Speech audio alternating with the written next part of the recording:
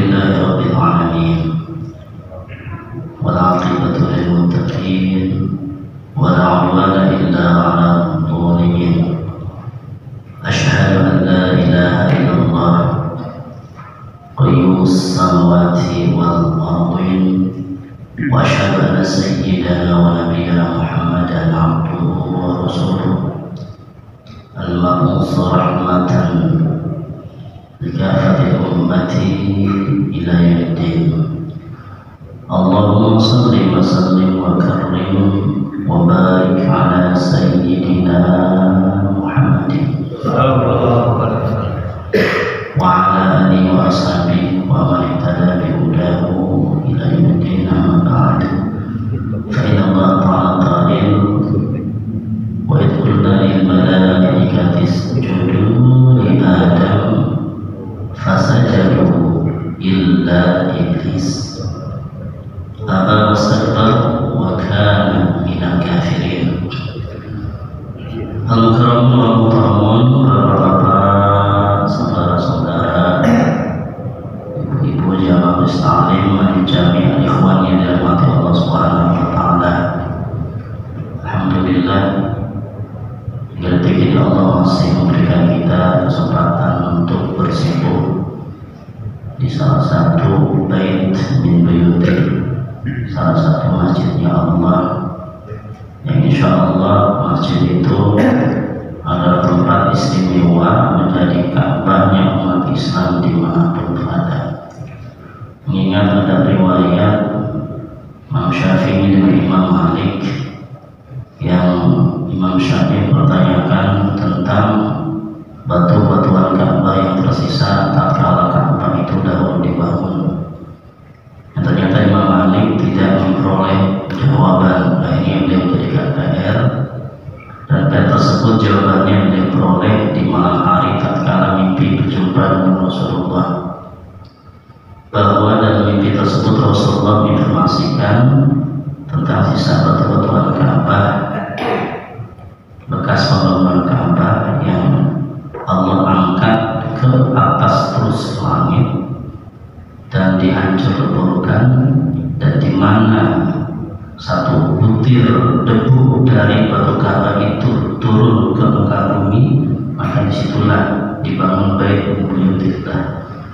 Kita berharap semoga masjid kita ini termasuk salah satu dari butiran-butiran tersebut. Artinya berarti di sini ada nilai Ka'bah, ya.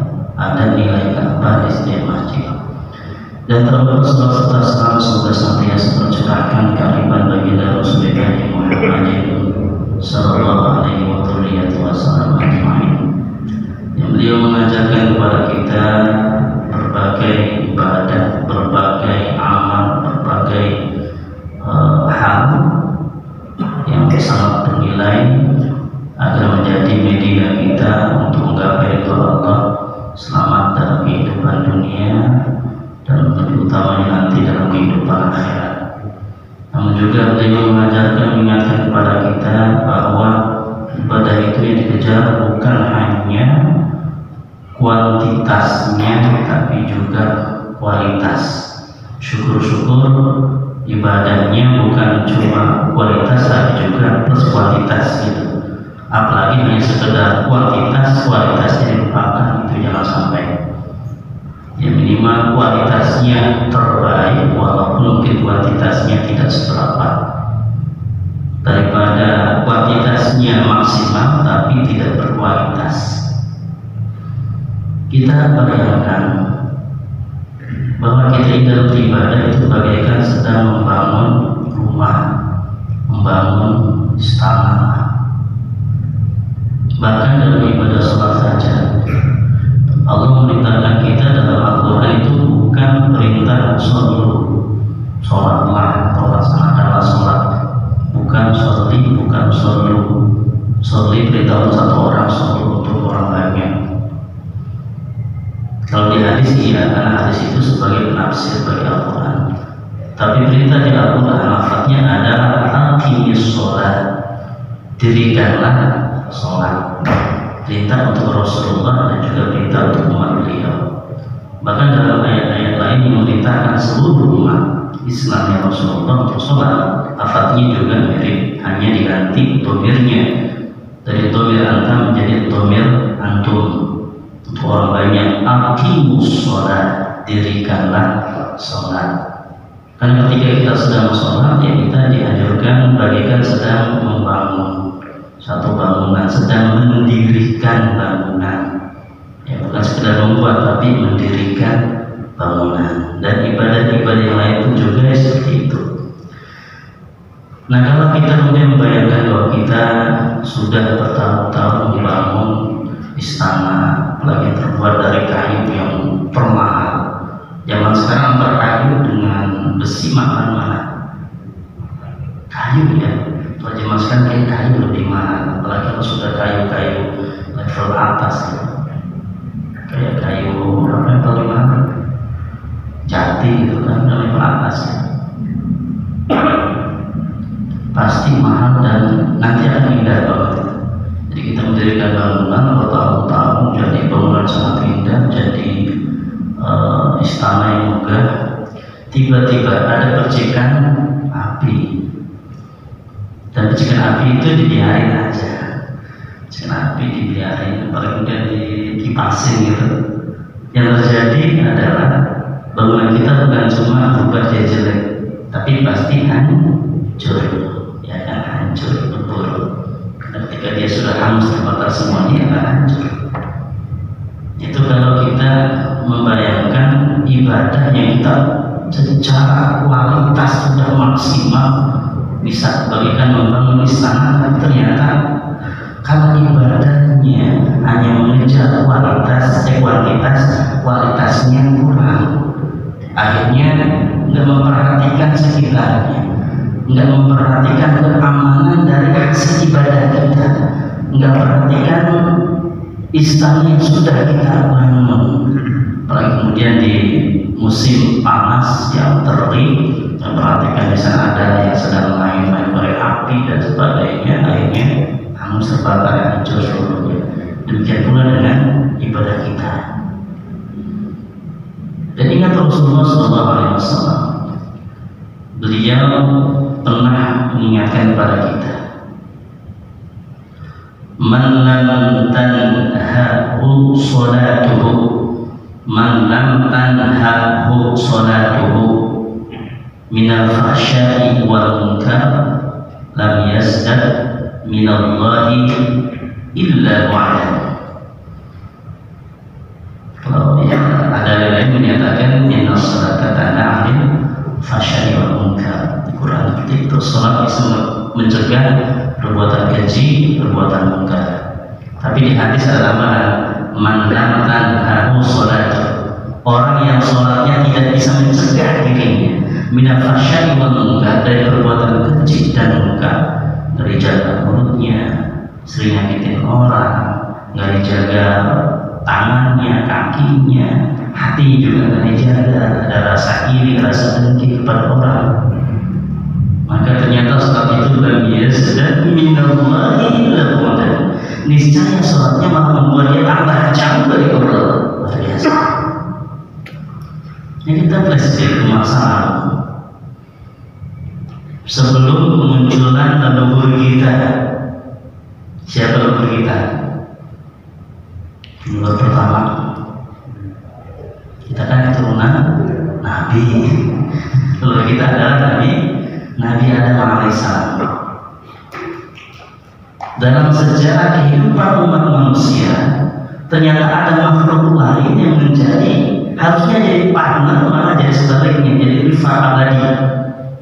Rifat abadinya umat manusia. Siapa itu? Setan.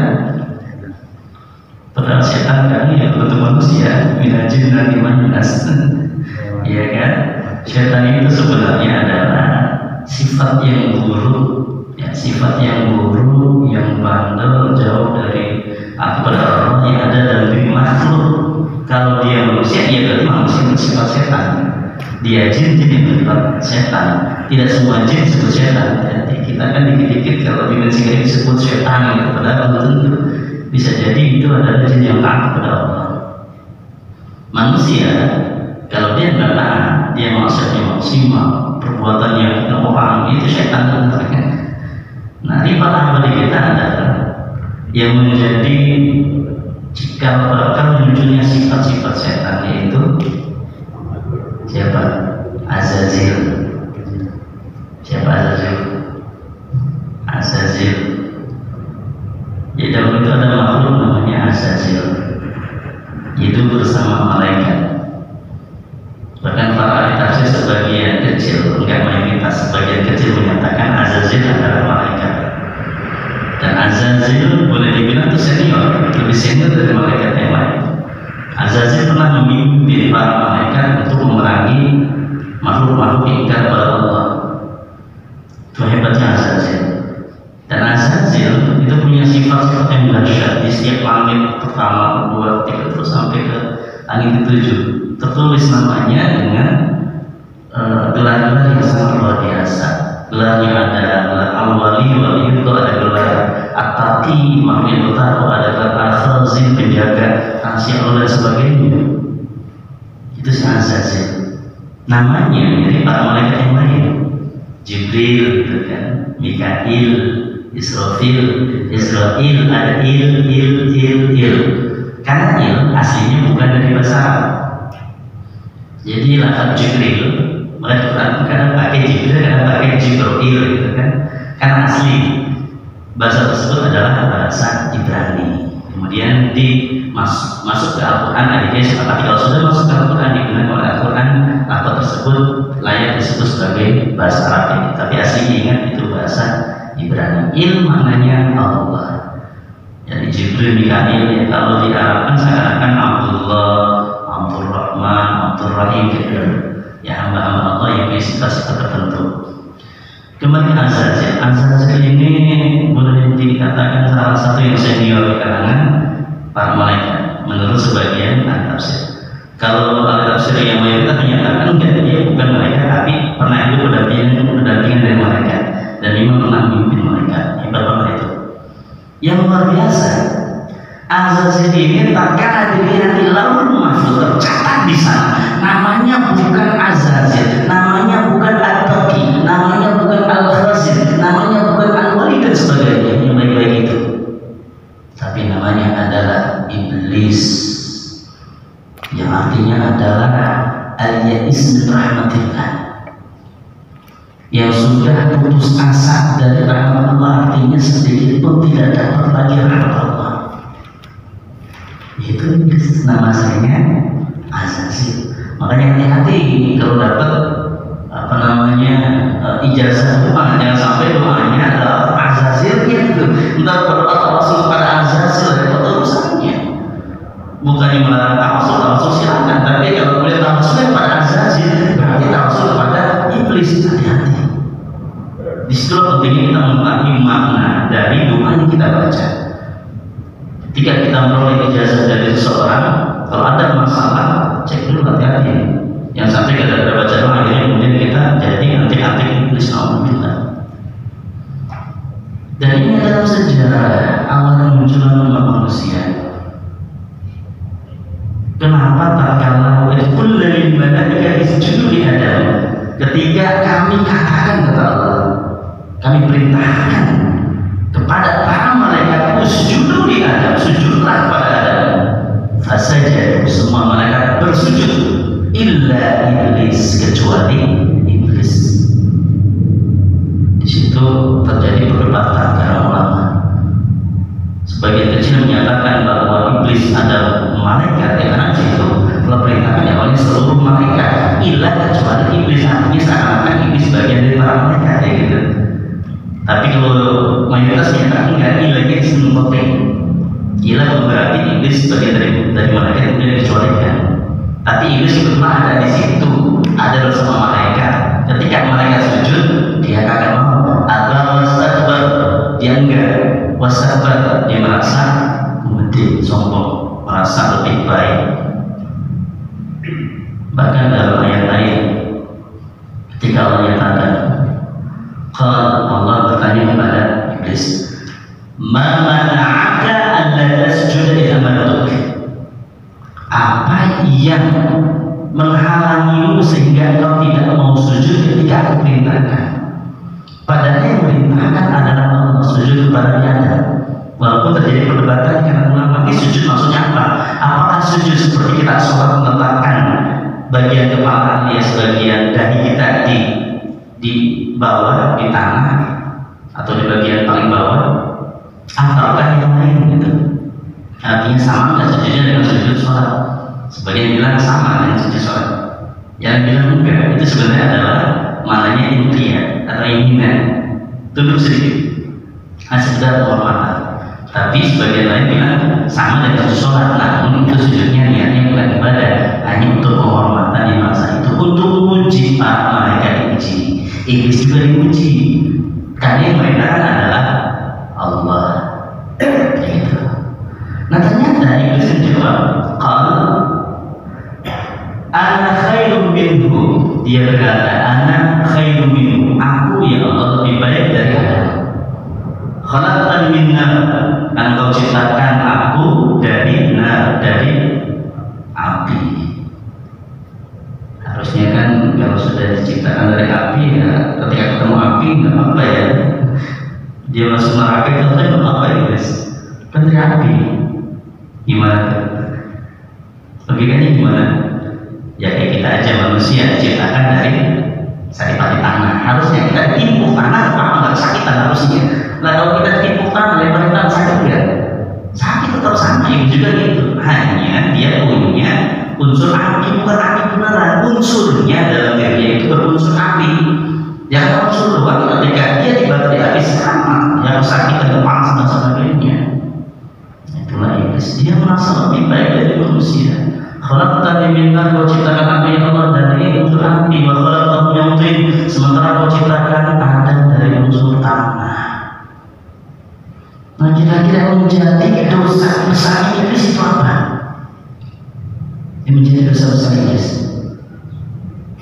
Apakah sekedar sombong? Nah, orang kalau dia sudah sombong merasa dia lebih baik dari yang lain, ya ketika itu doang. Ini ada yang lain nih, yang menjadi pemicu munculnya sombong, musuh kacau. Itu adalah sifat iri, sifat dengki. Nah, kalau saya membagi iri ada dua, ada iri yang baik, ada iri yang buruk. Iri itu ada dua, ada iri yang baik, ada iri yang buruk. Iri yang buruk itulah dengki, dengki kepada orang. Apa dengki itu? Nggak senang melihat orang lain bahagia, bergembira, punya punya harta yang lebih, punya kedudukan, bawaannya berdebat aja. Dia pengen orang itu nggak punya, kehilangan tuh, jabatannya hilang, hartanya hilang, kebahagiaannya hilang, berubah jadi milik dia. Itulah diri yang buruk yang disebut dengan dengki. Nah kita kalau ibadah kita itu hanya mengejar nilai pahala saja, kemudian kita banyaki ibadah, mengejar kuantitas saja, kemudian kualitasnya kurang, takut itu takutnya nanti sholat kita tidak mencegah kita dari perbuatan atau sifat-sifat buruk, lalu muncul sifat iri tadi, dengki kepada orang. Naudzubillah. Karena iblis itu dia gara-gara dengki kepada Nabi Adam, ya, gara-gara dengki kepada Nabi Adam, hanya ibadah dia yang beribu-ribu tahun seakan-akan tidak ada nilainya. Padahal iblis sebelum Nabi Adam diciptakan sudah beribu-ribu tahun beribadah kepada Allah Subhanahu wa Ta'ala. Luar biasa. Kita belum ada apa-apa ibadah kita. Kayak dulu kita pernah hitung-hitungan kan ibadah kita. Kalau dihitung berapa banyak ibadah kita per hari, berapa lama, dipresentasekan dengan kehidupan kita, ternyata kan hasilnya paling 2,5 tahun, 2,5 tahun gitu. Sementara tidur kita bisa sampai 5 tahunan, bisa sampai 10 tahun kayak gitu. Kita santai-santai bisa bertahun-tahun. Ibadah kita berusia di usia 60 tahunan, ya paling juga 2,5 tahun itu ibadah yang mampu. Itu kalau misalnya hitungan ibadah. Iblis luar ribuan tahun ibadah kepada Allah. Ya kecuali kalau kita datang Lailatul Qadar ibadah satu malam itu sampai ibadah berapa lama? Khairun min alfi syahr. Nilainya lebih baik daripada 1000 bulan. 1000 bulan sama dengan usia berapa sekitar 82 tahun lebih ya. 23 lah kalau digenapkan kayak gitu. Kalau tiap tahun berapa? Selama 10 tahun aja luar biasa. Ya 830 tahun sekarang ibadah anggaran tinggi ya.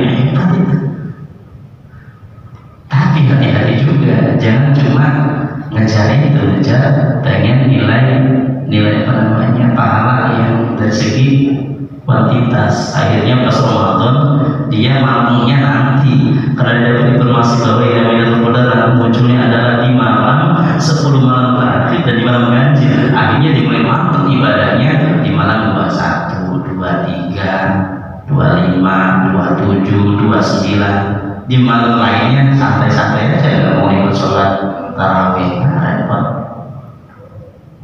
Berarti kan dikejarnya kuantitas, nggak berkualitas. Sama juga dengan orang kalau sudah pernah pergi haji, pernah umroh, kemudian dia pernah sholat misalnya selama 24 jam sehari penuh sholat di Masjid Al-Haram, padahal ganjarannya kan berlipat-lipat di sana. Di Masjid Nabawi berapa kali lipat dibanding masjid kita?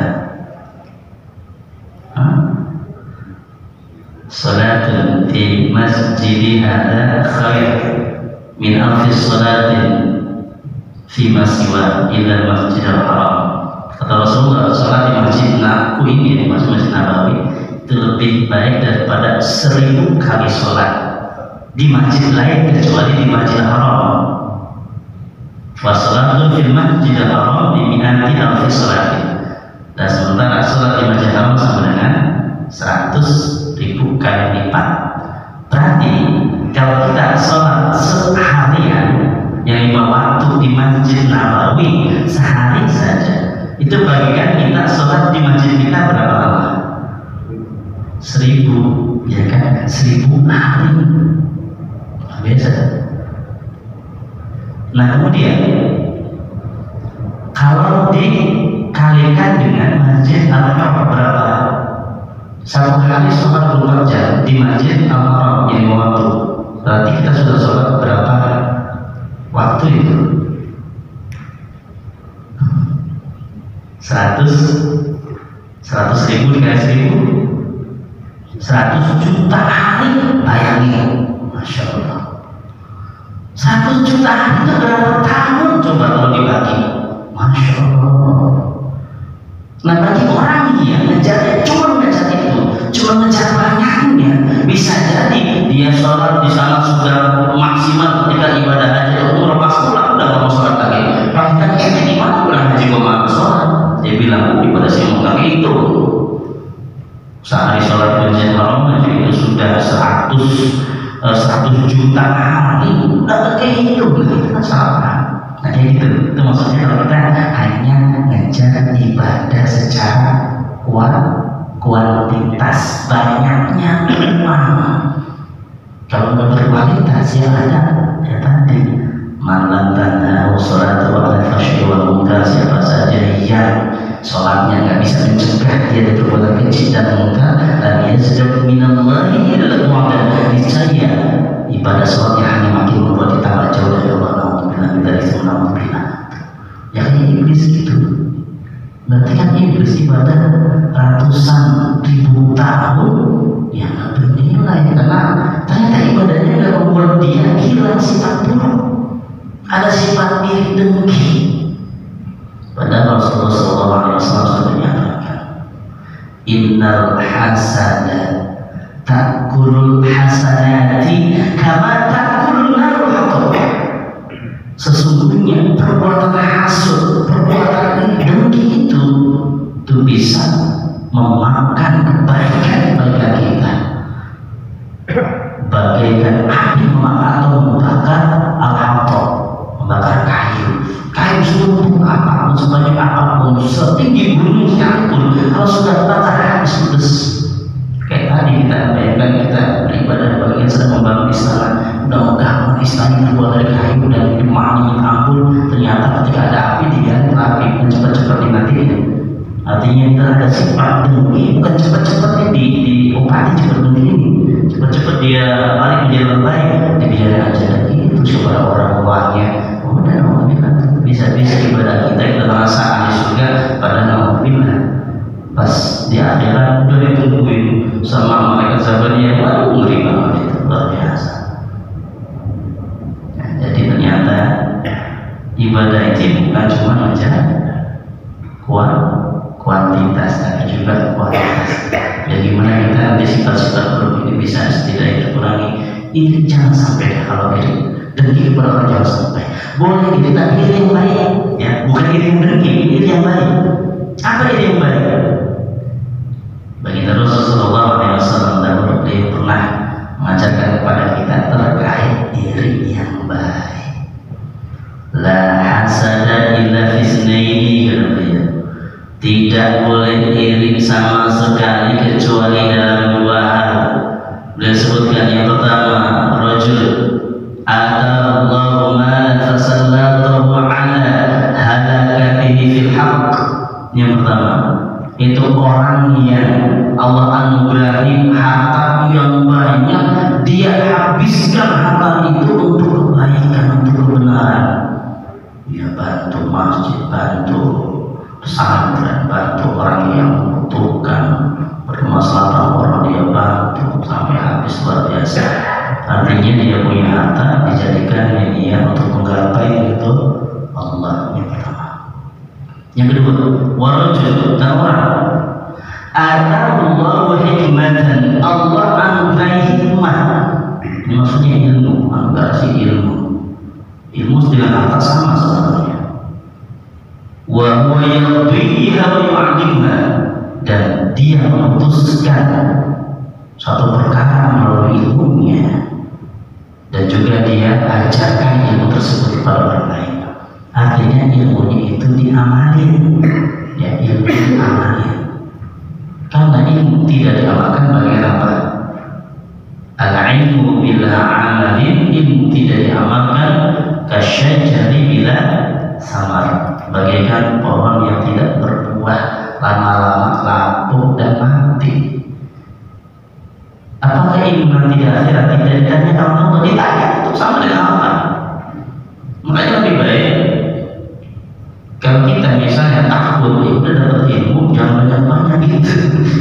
Ya, bagian takut dan banyak-banyak udah bisa ngamalin gitu. Kalau persahabatan kayak gitu, sahabat Rasulullah luar biasa.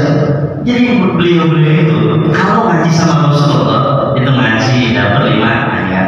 Karena kan di Rasul itu biasanya ketika turun wahyu seringkali 5 ayat. Dan para sahabat belum berani nambahin ilmunya sebelum diamalkan. Beda dari kita zaman sekarang. Wah, nambahin ilmu, di mana-mana ada ilmu, di internet ada ilmu, buka YouTube ada ilmu, ada video streaming dan sebagainya. Tapi pertanyaannya sudah diamalin belum? Dimenyakan itulah itu dia. Kan luar biasa. Kalau harta nanti akhir ditanya harta dapat dari mana, caranya bagaimana, halal tidak, udah dibelanjakan ke hal yang baik belum, udah disedekahkan belum, udah disedekahkan belum, jangan sampai lupa zakatnya, diserahkan ke siapa benar enggak. Banyak sekali pertanyaan itu kalau harta. Ilmu juga sama tanya, tapi ilmu tanyanya udah diamalin belum, gitu sama. Makanya para ulama yang kemudian punya ilmu banyak-banyak dari amal ngeri sebenarnya, ngeri banget. Makanya beda kalau zaman dahulu para awliya ilah terutama di wilayah Nusantara ini, para wali songo itu kan ngajarnya bagaimana inti dari ajaran Islam. Nggak seperti zaman sekarang. Misalnya ajarannya kitab langsung Quran, hadis, kitab kuning bacain gitu kan. Kalau para dia cuma dulu intinya, pengamalannya, bukan sekedar ilmunya. Dan itu ada di ranah-ranah orang-orang spiritual. Maka bersyukurlah bagi yang sudah masuk ranah itu. Yang belum, ya semoga nanti bisa masuk ranah itu. Ya, ternyata luar biasa dulu ditanyain.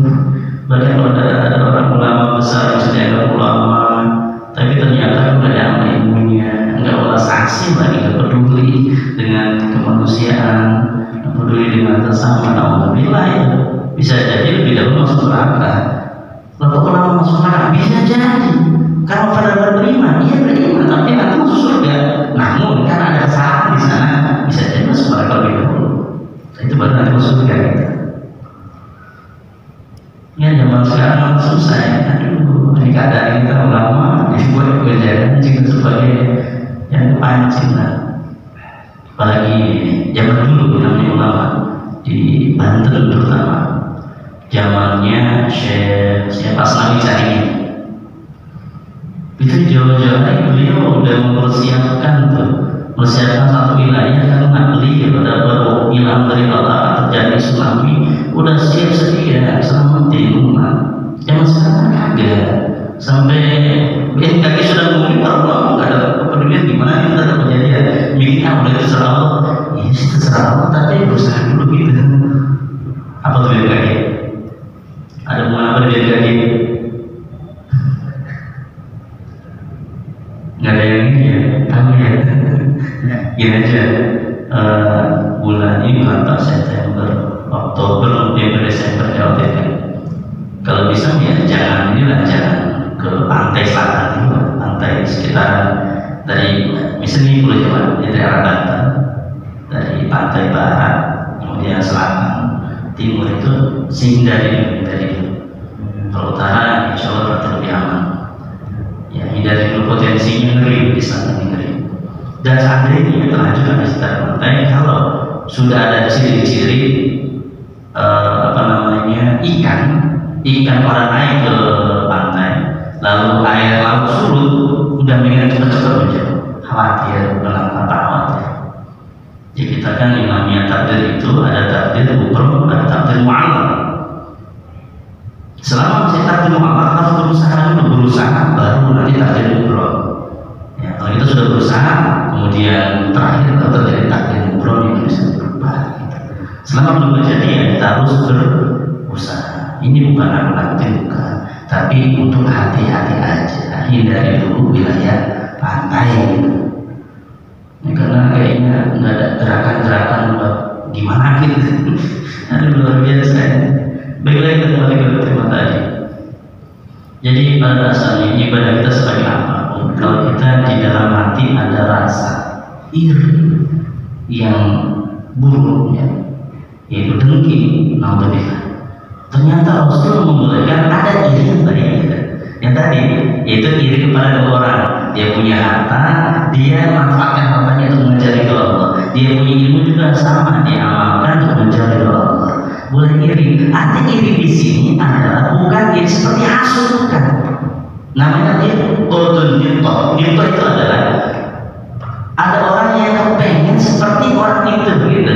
Ada orang kaya raya, ada orang banyak, dan dia ternyata hartanya dijadikan media untuk menggapai itu Allah. Oh pengen orang kayak orang itu ya Allah, pengen kayak gitu ya Allah.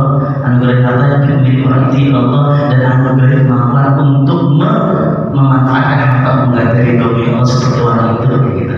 Sama juga dengan misalnya kita ada ulama luar biasa, ada ulama dahsyat sekali ilmunya, dan ternyata juga hebat banget diamalkan ilmunya. Kita kayak gitu tanpa ada keinginan hilangnya ilmu atau harta dari orang tersebut. Itu namanya nito. Namun Kanjeng Rasul beliau tetap menggunakan istilah hasud hanya untuk kinayah biasa, meminjam. Jadi isti'arah dalam meminjam seakan-akan sama padahal itu sangat beda. Jadi kalau kita adalah kita ada kepingin sama dengan orang yang punya harta banyak, dia manfaatkan untuk dari Allah, kemudian juga pengen seperti orang yang berilmu dan dia amalkan ilmunya tanpa ada keinginan ilmu atau harta tersebut hilang dari orang yang bersangkutan.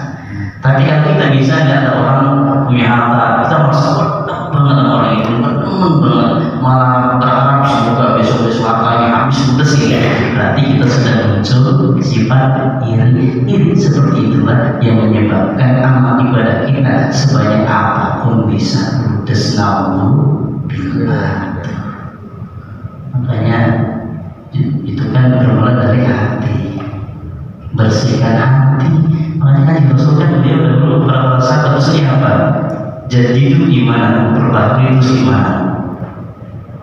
Dan kalau kita sedang beriman, maka maksimal insya Allah tuh hal kayak gitu bisa dihindari. Misalnya kena pun nggak lama gitu. Setidaknya bisa meminimalisir dosa-dosa yang bisa menyebabkan rusaknya ibadah kita. Gimana cara memperbarui iman? Ketika para sahabat bertanya, ya Rasulullah, wa kaifa nujaddidu iman? Ya Rasulullah, bagaimana caranya untuk memperbarui iman kami? Kan Rasul menyatakan, aksiru min qawli la ilaha illallah. Perbanyak zikir pada Allah, ucapkan la ilaha illallah. Itu dia zikir. Tapi memang di situ dipilihkan pada Rasul la ilaha illallah. Bagi yang terbiasa sholat, silakan sholat. Intinya gimana hati kita ini makmum terus. Biar hati kita ini koneksinya ke Allah terus saja. Kemudian ungkapan cinta kita pada Rasulullah masing-masing. Insya Allah kalau kayak gitu, dimanapun kita berada, setidaknya kita punya rem. Dan ingat, jangan sampai seandainya pernah ada sebentar gitu, sekilas doang ada gambaran atau bayangan seakan-akan kita punya sifat kayak gitu. Ada merasa ibadah orang itu semoga hilang itu keistimewaannya, hilang hartanya, cepat-cepat hilang itu. Istighfar itu udah bersih dengan zikrullah. Kalau dibiarin, alhamdulillah, jangan sampai jadi orang yang hasud. Hasud lah ya, orang yang hasud itu nggak pernah sukses, baik di dunia maupun di akhirat. Jadi kesimpulannya adalah bahwa ibadah yang terbaik adalah yang mengejar kualitas.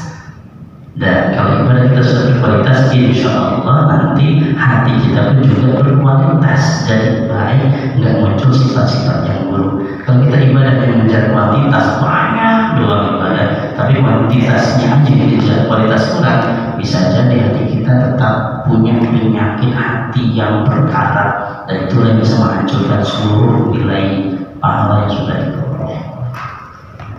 Kira-kira demikian kesimpulannya. Kalau ada yang ingin didiskusikan, dipersilakan.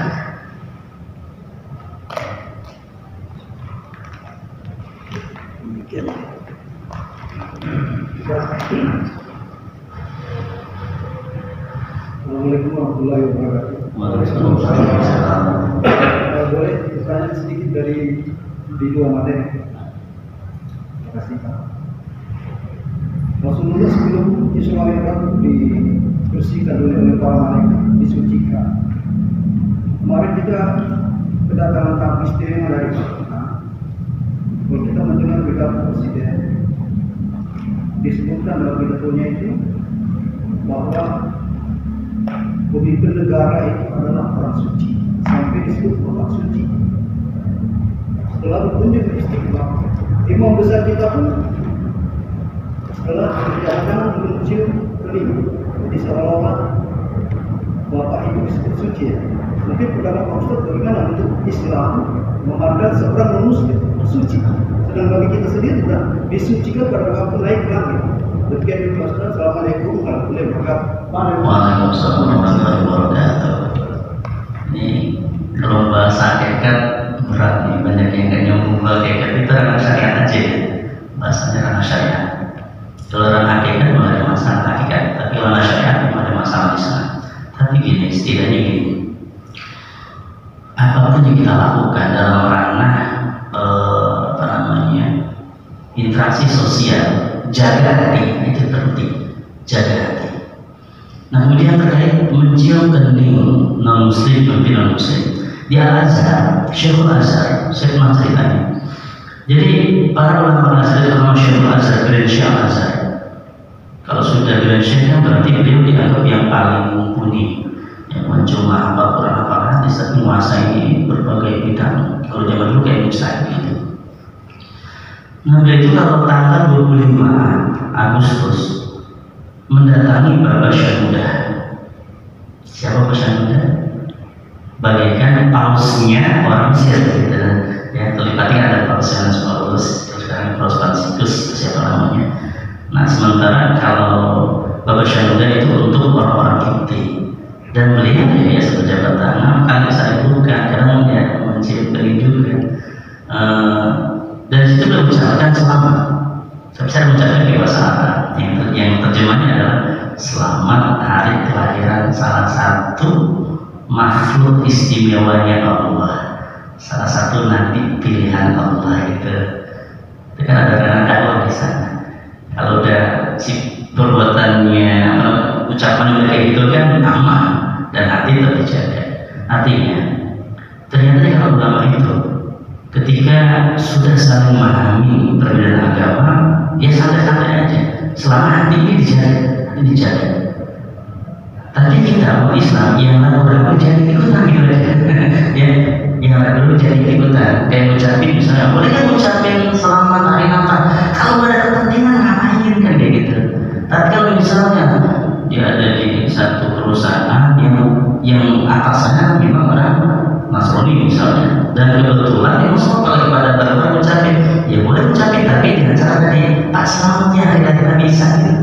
Ada apa di sana? Nah kayak gitu diantaranya. Jadi kalau saya ceritakan ada rahasia sudah di sana ya.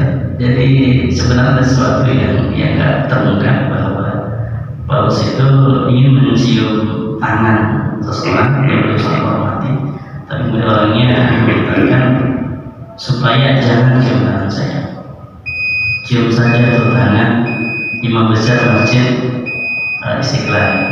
Dan kebetulan memang sebelumnya kebetulan imam besar juga ya beliau mencium kening Paulus. Kalau ranahnya memang itu ranah hanya sekedar penghormatan, insya Allah secara akidah tidak apa-apa. Ya secara ranah syariat itu tidak apa-apa. Yang penting kita mah jangan ikut-ikutan kalau ragu-ragu kita aja.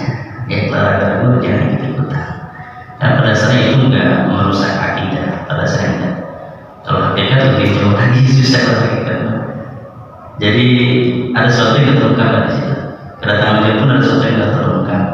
Ya semoga nanti ada hikmah di balik itu. Ya semoga ada hikmah. Intinya apapun yang Allah buatkan skenario untuk kita dan bangsa kita yang kita anggap itu buruk, udahlah kita berhusnuzon. Semoga dari husnuzon kita nanti Allah berikan yang baik-baik ke depannya kayak gitu. Namun kalau ada hal yang kita anggap secara logika agama bermasalah, ya jangan dibiarkan. Tetap kita kritisi, tapi kritikan yang membangun gitu. Ya kalau dia insya Allah aman, hatinya aman. Itu kalau dia ya deh. Yang kalau ada yang lain atau ini, kalau ada boleh, kalau nggak ada waktu isya nanti mungkin ditutup doa. Ya baik. Kayaknya kalau udah azan kita tutup doanya udah baca kabar berasa. Kalau teman saja Bismillahirrahmanirrahim. Subhanallah wa bihamdihi asyhadu an la ilaha illa anta astaghfiruka wa atubu ilaik. Ya kurang lebihnya maaf, semoga ada manfaatnya untuk kehidupan kita kelak. Allahumma fi ma hadi ila min dhurri. Assalamualaikum warahmatullahi wabarakatuh.